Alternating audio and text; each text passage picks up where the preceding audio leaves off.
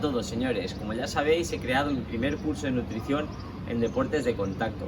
Y este vídeo no es más que una pequeña parte de ese curso que os dejo de forma completamente gratuita para que podáis ver la calidad del curso.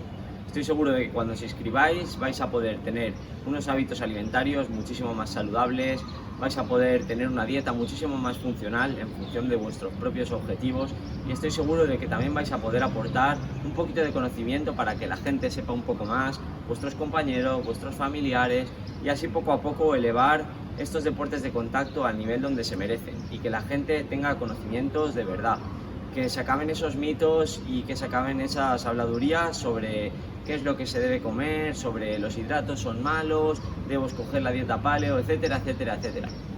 Así que nada, chicos, os dejo abajo el link en la descripción para que os inscribáis al curso completo y os pido que le deis un like y que compartáis este vídeo con vuestro entorno para así poder llegar al máximo número de participantes posibles en el curso. Un abrazo muy fuerte y muchísimas gracias por vuestro apoyo. Bienvenido al curso de nutrición y pérdida de peso en deportes de contacto. Lo primero de todo, darte las gracias por apoyar mi proyecto y espero que este curso te dé muchísimos conocimientos y puedas aportar tú también muchísimo en tu entorno. Ahora vamos a proceder a explicar cuántas comidas debemos hacer al día, en qué consiste una dieta funcional y os voy a hacer un examen de forma práctica. No os asustéis, no vais a ser evaluados, pero sí que quiero que penséis un poco y que tratéis de entender un poco los conceptos que os han explicado a lo largo de la presentación. La dieta funcional, en definitiva, hace hincapié en el estilo de vida, que tiene que ser más flexible y adaptable, y pone el enfoque en el cambio de hábitos de estilo de vida, así como en los cambios de las conductas en la alimentación. Estudia tu día a día. Por ejemplo, te levantas temprano y tienes tiempo para desayunar porque después vas a ir a entrenar, pues a lo mejor puede ser interesante que en ese momento sí que desayunes. Si te levantas tarde, por ejemplo, porque te has acostado muy tarde o porque trabajas por la noche y ese día no vas a entrenar por la mañana, pues a lo mejor no te interesa introducir en ese momento calorías, sino que te interesa introducirlas más tarde a lo largo del día. Por ejemplo, en ese caso podrías hacer un ayuno intermitente. Por ejemplo, doblas entrenamientos por la mañana y por la tarde. Pues puedes introducir alimentos de más alto índice glucémico y, por supuesto, puedes desayunar. Ahora, a continuación, os voy a hacer una reflexión y quiero que penséis. Por ejemplo, si pasas un día en el que vas a realizar menos actividad, ¿qué reparto de macronutrientes harías? ¿Qué consumirías? ¿Más proteínas y más grasas y menos hidratos de carbono? ¿O consumirías más hidratos de carbono, menos grasas y más proteínas? Pues bien, la respuesta sería consumir, por supuesto, más proteínas y más grasas y menos hidratos de carbono, ya que vamos a realizar poca actividad o la actividad que realizaremos va a ser prácticamente de muy poca intensidad, posiblemente sea caminar, dar un paseo, etcétera, etcétera. Sin embargo, por ejemplo, en un día en el que doblas entrenamientos, ¿qué reparto de macronutrientes harías?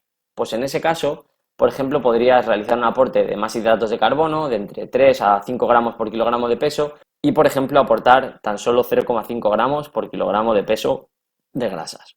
Lo que quiero explicaros con esto es que no existe blanco ni negro. No quiere decir que los hidratos de carbono sean malos, que el aporte de proteínas excesivo sea malo, que haya que aportar simplemente grasas y proteínas y no hidratos, que haya que realizar una dieta paleo o que haya que utilizar el ayuno intermitente, etcétera, etcétera. Nada de esto es cierto. Lo que es cierto es que tienes que evaluar cuáles son las condiciones de tu día a día, qué tipo de entrenamiento realizas habitualmente, cuáles son tus horarios y a partir de eso puedes elaborar tu propia dieta funcional.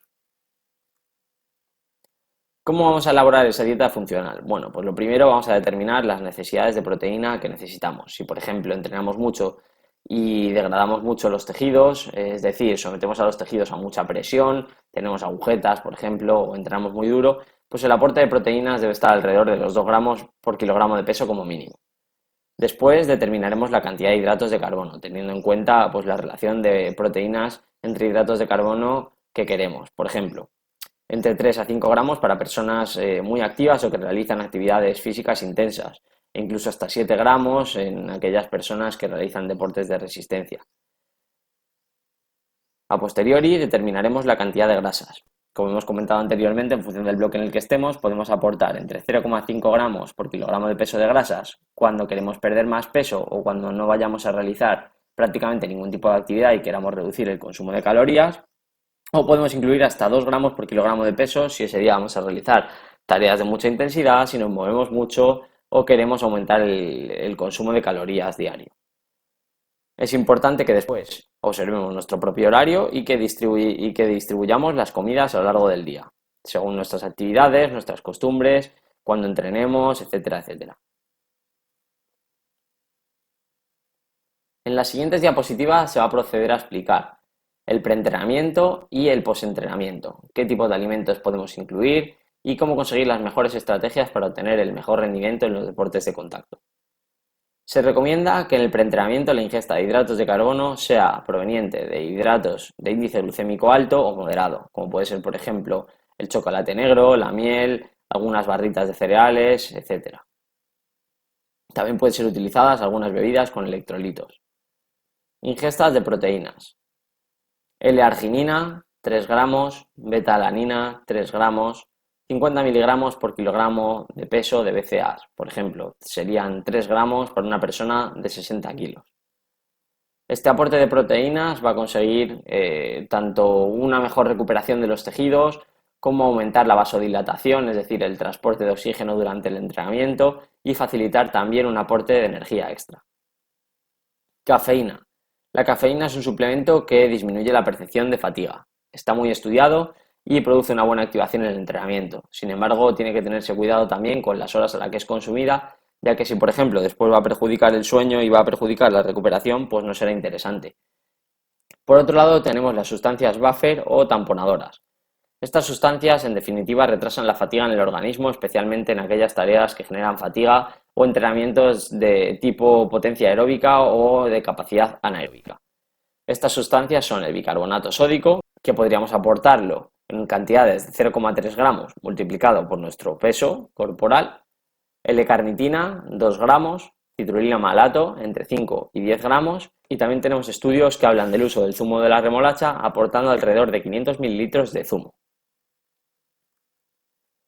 Durante el entrenamiento se recomienda también incluir hidratos de carbono de índice glucémico alto para ir recuperando energía, es decir, bebidas como Gatorade, Powerade o similares, que aporten alrededor de 20 gramos de hidrato de carbono por cada litro total de bebida. Además, también se pueden incluir las proteínas mencionadas anteriormente en las mismas cantidades, como la L-arginina, la beta-alanina y los BCAAs. También la cafeína puede ser utilizada durante el entrenamiento para aquellos entrenamientos que van a ser largos y que necesitamos una buena concentración. Y estas mismas sustancias tamponadoras mencionadas anteriormente podrían ser utilizadas también en las mismas cantidades durante el entrenamiento. En cuanto al postentrenamiento, es aquella comida que suele realizarse nada más acabar el entrenamiento hasta una hora después. Debemos tener en cuenta cuánto peso hemos perdido en la sesión y multiplicar ese peso por 1,5 para recuperar esa misma cantidad de líquido que hemos perdido y no entrar en una fase de deshidratación. Debemos incluir además con esas bebidas hidratos de carbono de índice glucémico alto.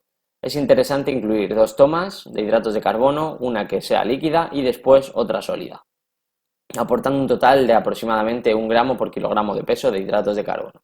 Por ejemplo, 60 gramos para una persona que pesa 60 kilos de peso natural.